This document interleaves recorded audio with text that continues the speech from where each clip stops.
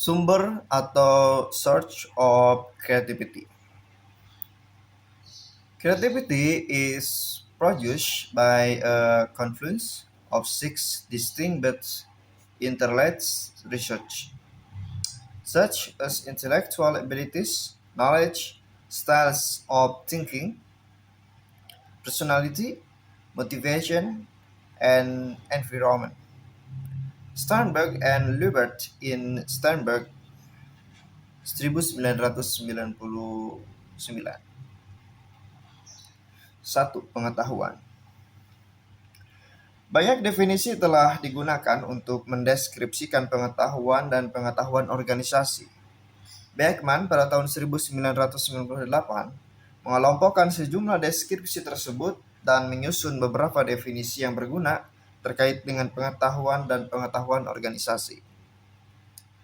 Pengetahuan adalah informasi terorganisir yang dapat digunakan untuk pemecahan masalah.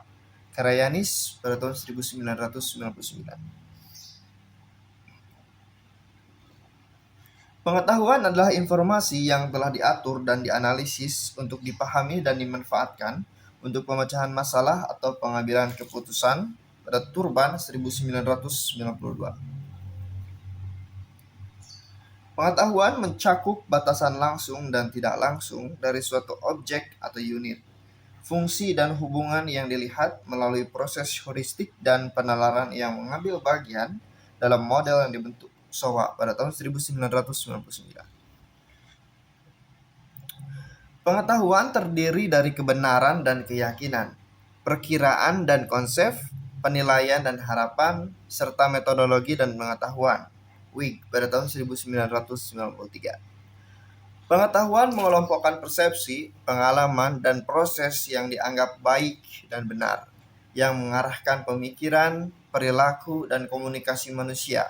Van der Spek dan Spijkervet pada tahun 1997. Pengetahuan adalah pemikiran rasional tentang informasi untuk memandu pelaksanaan proyek, pemecahan masalah, dan pengambilan keputusan yang ditujukan untuk kinerja, pembelajaran, dan pengajaran. Beckman pada tahun 1997.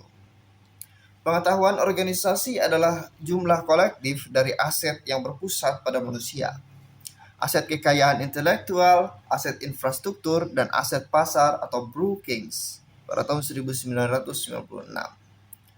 Pengetahuan organisasi adalah informasi yang diproses termasuk dalam program dan proses yang memfasilitasi tindakan. Pengetahuan tersebut telah diperoleh melalui sistem, proses, produk, peraturan, dan konteks organisasi. Myers pada tahun 1996.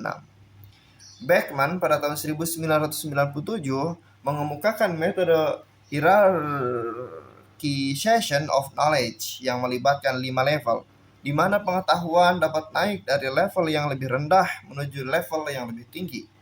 Nanaka dan Takeuchi pada tahun 1995 mengklasifikasikan aksesibilitas kepengetahuan dalam 2 kategori secara inheren dan jelas. Sementara Beckman pada tahun 1997 mengidentifikasi 3 tahap aksesibilitas pengetahuan, seperti tacit, implisit, dan eksplisit. Tacit atau pikiran manusia atau organisasi, yaitu akses secara tidak langsung melalui perolehan pengetahuan dan pengamatan perilaku. Implisit, pikiran manusia atau organisasi, yaitu dapat diakses melalui pertanyaan dan diskusi. Tetapi diperlukan pengetahuan informal pertama-tama terlebih dahulu untuk kemudian dikomunikasikan. Eksplisit, dokumen atau komputer, yaitu dapat diakses secara langsung, didokumentasikan ke dalam sumber pengetahuan formal yang seringkali terorganisasi dengan baik. Ya, menurut Anda bagaimana pengetahuan tacit dan implisit dapat digunakan menghasilkan ide baru